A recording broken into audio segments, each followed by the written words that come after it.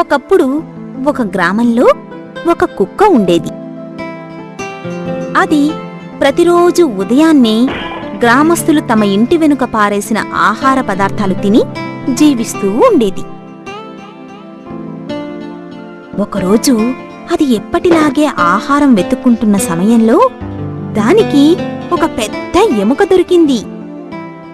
అప్పుడది ఆనందంతో దాన్ని తీసుకొని ఇంటికి బయలుదేరింది. దారిలో అది ఒక ఇరుకైన వంతెనను దాటాల్సి వచ్చింది. అలా దాటుతూ ఉన్నట్టుండి అది కింద ప్రవహిస్తున్న నీటిలో తన ప్రతిబింబాన్ని చూసుకుంది.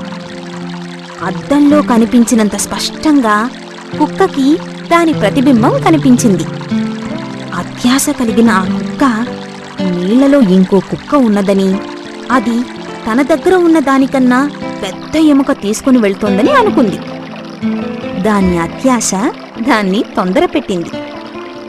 అప్పుడేం చేసిందంటే అది నీళ్లలో ఉన్న కుక్క దగ్గర ఉన్న పెద్ద ఎముకను లాక్కోవాలని ఆ నీటి ప్రవాహంలోకి తన ప్రతిబింబం మీదకి తానే దూకేసింది.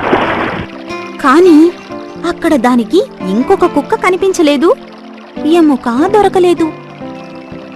సరికదా, దాని నోట్లో ఉన్న ఎముక కూడా ఆ నీటి ప్రవాహంలో కొట్టుకుపోయింది.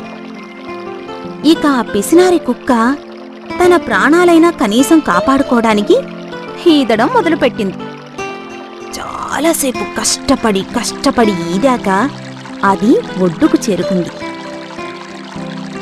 అలా ఒడ్డుకు చేరిన కుక్క ఒక్క క్షణం నించుని తన ఆయాసం తీర్చుకుని తన తెలివి తక్కువతనానికి తనని తాను తిట్టుకుంటూ తిరిగి ఆహారాన్ని వెతుక్కుంటూ బయలుదేరింది.